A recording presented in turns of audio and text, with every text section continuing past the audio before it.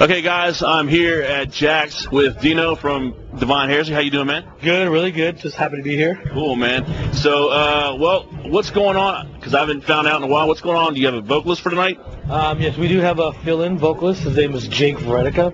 He's actually from Maryland, which is kind of close to here. And he was in a band called Periphery.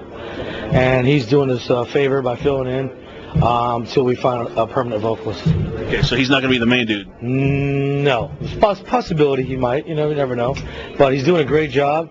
But we just want to, explore the options and see what else is out there. Okay, well, tell me a little bit about the album, because I've only heard a few tracks off. I haven't got it yet, sorry. But can you tell me a little bit about it? Album's called Bleed the Fifth. It's myself, Dino Cazares on guitar, Tim Young on drums. He was in Battle Remains and Hate Eternal. Joe Payne is the bass player. He was in a band called Nile. And we recorded it with Logan Mader from Machine Head. Went into his studio in North Hollywood, and we belted out 10 tracks. Album's called Bleed the Fifth, and it rips from start to finish. Okay, yeah, I've seen the videos and stuff like that on Headbangers Ball. So I know you've been in the industry for a lot of years with Fear Factory, obviously. So I'm going to ask this because I was a Fear Factory fan. Any chance of reunion-wise in the future? It's hard to say. I don't really know. I mean, me and Burton have made contact with each other, and it's been really cool. And it's just like old buddies, hanging out. But we haven't brought up the fact of putting together a Fear Factory. Okay. Well, given the state that metal is in right now, do you think it's in a good state? Do you think there needs to be, I want to say like a cleansing? Because to me, there's a lot of the same old going around right now. Do you see it that way? Yeah. What's old is new, and what's new is old. You know what I mean? Right. Yeah. There's a lot of a lot of the same old coming around. But I think metal's still in a good state. I think what it is just our economy's in a bad state. So I think a lot of people can't afford tickets and T-shirts and CDs and so on and so on. A lot of it has to do with our economy. But I think once we have a new president and our economy gets better, I think everything will be back. Cool. What I mean? Well, I think that's one good point that you made. I think what a lot of people don't understand is that you guys and all these, and especially the younger bands, when you guys are out on the road, what keeps you guys out is buying the merch, buying the CDs, and things like that. There's a lot of people who go out there and they work their ass off, 40 hours a week, 60 hours a week, and they come over here and they try to support the bands and they try to buy the CDs and buy the T-shirts and come to the shows and so on and so on. And we appreciate those people, and we encourage that. But we know, how hard it is to be out there, trying to make that money and try to buy their favorite band stuff, so we understand all that, because we feel the effects too. Right. I mean, gas prices, you're out there in buses, and paying $5 a gallon for diesel gas, it gets pretty brutal, it gets pretty expensive. Well, what do you like out there right now? Who are some bands that you really get off on right now? Bands I really like, I definitely like Suicide Silence out of California, Shot for Cowboy out of Arizona. Of course, a lot of people know who they are, and I've always been a big time Sugar fan. Cool, that's really good. You gonna check out the Masters of Metal tour with Priest Testament? If I'm not touring myself, I will definitely be at that show. Cool, man, cool. Do you have any plans with Divine Heresy as far as once you get your new singer? Are you going to go on a headlining tour come wintertime, fall, winter? We are going to definitely do some headlining shows. Yes, after we find a singer, and also we really got to go on and write a new record and have it out by early next year. Okay, so you're going to go do the record first? No, we're going to do some headlining shows. Probably not a full tour, but we will be doing some headlining shows, and then we will be. Right after this tour, we're going straight over to Mexico, doing 8 shows in Mexico, going to Argentina, Brazil, Colombia, Chile, coming back home, having vocal auditions, making it full-on American Idol style, and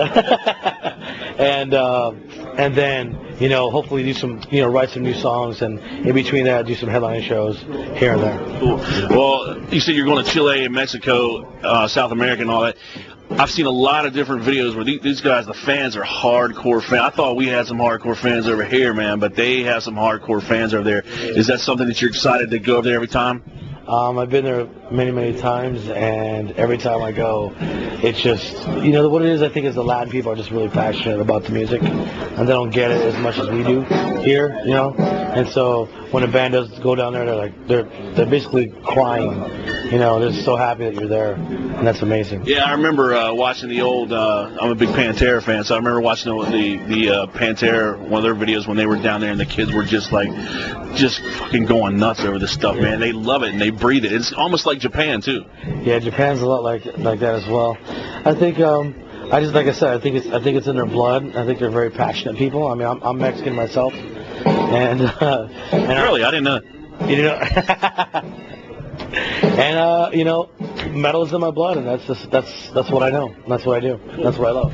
Well, given that I was talking to Nicholas from Dark Tranquility a while ago, when you've been around for a while in the music business, how do you think? How do you see it now, as far as, because we were talking about in the old days, and when I grew up I wasn't, never in a successful band or anything like that, but I remember seeing, at least when you got a record deal, the labels would let you build and build and build, and you build this fan base, and now it seems like if you put out that record and it doesn't really do anything, man, they just axe you. I mean, that's the case with a lot of major labels. Definitely that way. You don't sell. You don't make their quota, you're out.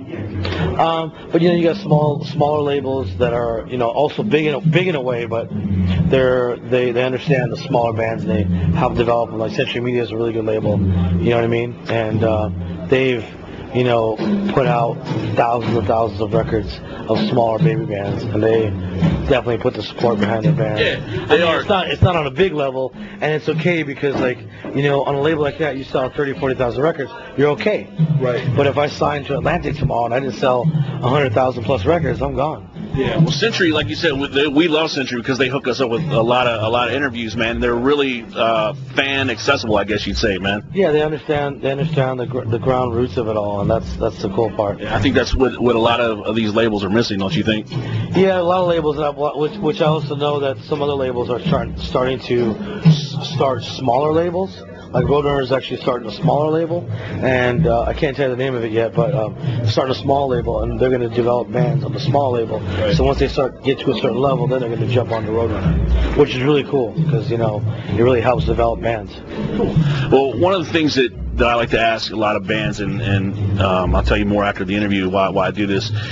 We ask a lot of different bands how they view spirituality in metal. And so in your eyes, I can see it turning. Does God have a place in heavy metal? Well, I believe it has a place everywhere. Okay. I believe God has a place in everything. It is all if you want to apply it to that. You know what I mean? God has a place in our band, because without God, then there would be no evil, and then without evil, there would be no God. So it's like there's a constant battle between good and evil, and that's kind of like what divine heresy means. Divine is obviously something that's godlike, and heresy is something that's anti-godlike. So it's the battle between the two. You know what I mean? So yeah, it definitely does have a place, because if there was no God, then there would be no pentagrams. You know what I mean? There you go, man. It wouldn't be, if there was no God, there'd be no reason for us metalheads to rebel. Right. So yes, God does have a place in metal music. Okay, cool. That makes sense? It makes perfect sense, man. I think that's actually like one of the better answers that we've gotten in a long time, man. It's pretty cool. So what's next on, as far as, you told me about what you're going to do. You're going to record the album. Any DVD things, any kind of film type things? Yeah, a lot of the stuff that we've been doing, we just put it straight to YouTube. Like